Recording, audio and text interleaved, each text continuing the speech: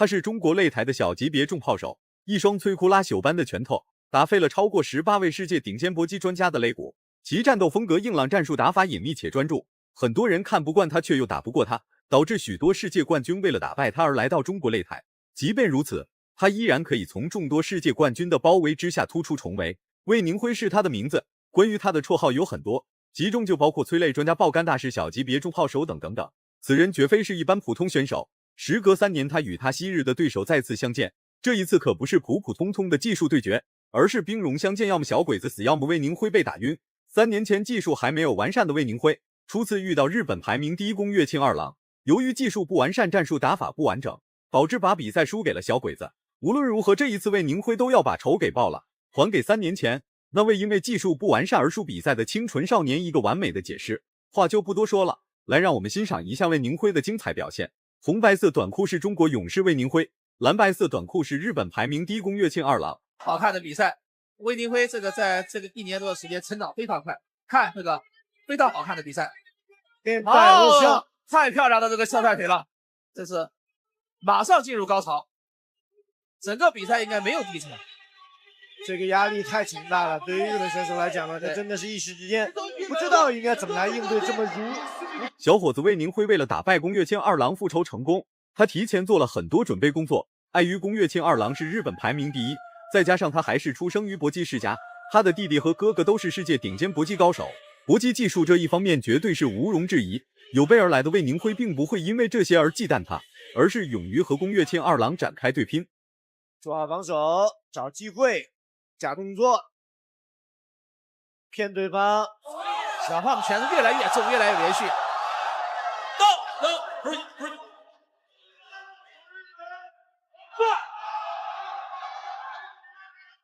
身高体型几乎没有任何相差。魏宁辉是出生于河南周口一个普通的农民家庭，出身寒微不是耻辱，能屈能伸方为丈夫。小时候就特别热爱武术的魏宁辉，最终他并没有放弃梦想，而是选择去泰国深造。纯泰式的打法让宫岳庆二郎有点忌惮，毕竟泰拳的最基础就是超强的抗击打能力和灵活的打法变换，一时间让宫岳庆二郎有点摸不着头脑。这真的很容易被打到，很难防守。是。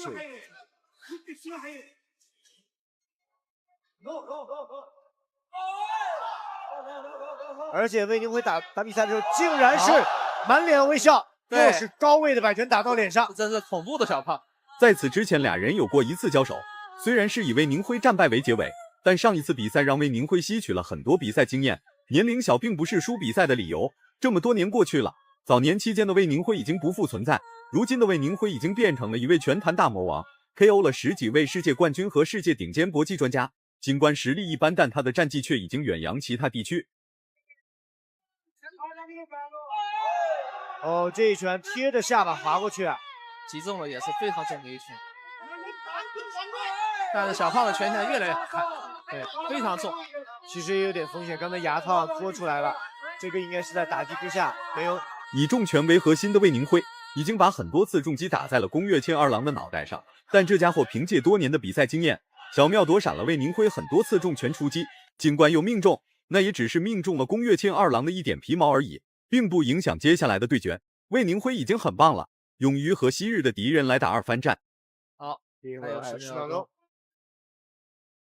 但是想击倒这个日本选手，要有耐心。对，这日本选手啊还在还击，而且呢，左右2个直拳还打到了防守拳套里。这个比赛会很好看。看，直接进攻，上来就是硬。第2回合开始了，魏宁辉的战斗风格极为硬朗，他根本不怕宫岳庆二郎后续的防守反击，还有他那非常苛刻的主动进攻。魏宁辉内心只有一个念头，那就是保护好头部，并对宫岳庆二郎实施压制力，争取不把比赛结果交给裁判来判定。毕竟上一次输比赛就是败在了裁判手上，这一次魏宁辉无论如何也要把命运掌控在自己手上。团队连击，每一拳每一腿也很重。对。第一局这个比赛虽然打得爆裂，但是并没有特别大的影响到蓝角。是的，手踹，近身拼拳，所以蓝角确实有一个你讲的阴柔的力量。是的。哦，你看，魏宁辉为了让每一次进攻都能创造出爆炸伤害，于是每一次进攻都使出了很大力气。奈何宫岳庆二郎就跟茅坑里的石头一样，又臭又硬的同时还能威胁到魏宁辉的性命。体能的过量消耗让魏宁辉有点难以承受。面对宫跃清二郎无时无刻的猛烈进攻，他多多少少有点感受到了压力。脾气淡定、心态冷静的魏宁辉也在不断一点一点转变战术，争取在比赛结束前卡点结束这场闹剧。很好看。对，而且大家可以看到魏宁辉在第一回合脸上的微笑已经没有了。对，啊，看这个被，哎呀，这个有点防守有点危险，注意。对，魏宁辉被连续打中2个箭步打中2拳，对，会影响他的打到圈套里面去了。对。会影响他的反应，同样危险。现在对于红角来讲呢，首先要防守好，其次要保证体能。宫跃清二郎和魏宁辉打一番战的时候，正是魏宁辉职业生涯辉煌时期。突然的失败让魏宁辉遭遇了职业生涯的滑铁卢，成为了众矢之的。于是他便再次返回泰国进行秘密训练。专业的泰式打法加上后期新研学的传统武术的战术打法，这2种打法融合在一起，定会让宫跃清二郎感受到前所未有的压迫感。算是专业级别的拳法了，因为他很清楚的知道要自己打什么拳，而且能够控制得住。对，而且能发出力来。截腿迎击拳，做高爆头的动作就是骗对方打拳的。魏宁辉的这个拳确实有 KO 对方的能力，但是他也被对方 KO。多次的进攻让魏宁辉略感疲态，甚至会出现战力不稳定的状况。看来这一次魏宁辉又要凶多吉少了。毕竟宫跃清二郎不是什么善茬，能再次来滑踢馆和魏宁辉打2番战，他必然是带着必胜的决心来与魏宁辉展开决斗。你强任你强，我有魏宁辉。别看魏宁辉年龄不大，但他是遇强则强的一位选手。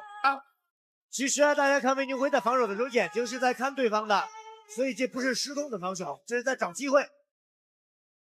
很危险，双方都很危险，我觉得这种对赌博，对，漂亮，退让，对，一定要小心，双方都要小心，做好防守，双方的气势都。第3回合开始了，最后3分钟的时间，魏宁辉能否创造奇迹？别看魏宁辉已经打败了这么多世界冠军，当他遇见昔日的对手，魏宁辉内心依然是充满了恐惧。毕竟魏宁辉输比赛的场次不多，输给日本人的场次更是非常稀少。这一次魏宁辉必定要复仇成功，让那些看不起中国小级别的外国观众惊掉下巴。蓝角在狙击，对，现在为止呢，蓝角是吃亏的，但是他的意识就是吃亏之后马上迎上去再来，对，说明他不准备退让，他不准备退让。对，第一体能通位，第二技战术意识非常清晰。对，他是准备受你几拳的，但是真去打倒你，是找机会。对，赛前这2人都没想把比赛结果交给裁判，奈何双方的实力相差并不大，只能通过拼命厮杀才能分出胜负。体能逐渐透支的魏宁辉，他根本那就没把体能和精神状态当一回事，持续向宫跃清二郎展开猛烈进攻，争取在比赛结束前结束掉宫跃清二郎这头鬼子的狗命。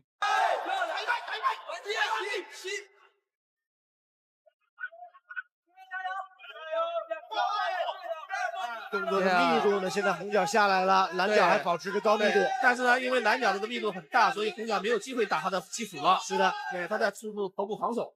这时候不知道，对魏宁辉的技战术问题还疲惫已经溢于言表，眼看机会来了的日本人，他二话不说就往魏宁辉的脑袋上打。体能枯竭和魏宁辉发起防守反击有什么关系？看来这场比赛的结果要交给裁判了。就算魏宁辉的体能已经用完了，那他也要坚持到底。用尽所有的力气把进攻打在宫跃清二郎的身上，避免等下拼点数的时候拼不过。出的摆拳还是砰砰作响，很有力。所以魏宁辉做好防守，而且要调整好体力，对，用好最后的体力。打肋骨，现在蓝方的反而很主动，现在时间只剩下了1分钟，如果继续这样下去的话，恐怕结果还要给裁判。对，多做动作，多做动作。不能等，不能靠，有些人体能要打出有质量。魏宁辉的体能即将用尽，然而宫跃清二郎的体能也好不到哪里去。比赛时间还剩余最后40多秒，宫跃清二郎的进攻已经威胁不到魏宁辉的生命安全，所打出的进攻除了能积累点数以外，其他什么都做不了，更别说是把对手给暴力 KO 掉。这个情况已经不存在了。对，蓝角现在动作频率还是非常高。对，这个最后是体能起了很大作用。对。好，这个反击非常有效，手踹抓住时机，这是个最好的时机掌握的，不分距离，小心，手抬高，手抬高，手要拿起来，这个没有防守会非常危险。对，好，这有没有 KO？ 这是魏宁辉最后的倔强，也是他为了能拿下比赛胜利付出的最后一次努力。随着裁判的介入，3回合9分钟的比赛正式宣布结束。对，第2回合应该势均力敌，所以有可能是判平。对，再打一局也很好，票就更值了。但是再打一局，我觉得红角的体能是不是一个问题？这个是深度值得顾虑的一件事情。赶紧调整一下体能。魏宁辉复仇成功，成功挽回3年前在中国擂台所丢失的尊严。如果满分是100分的话，你会给魏宁辉打几分？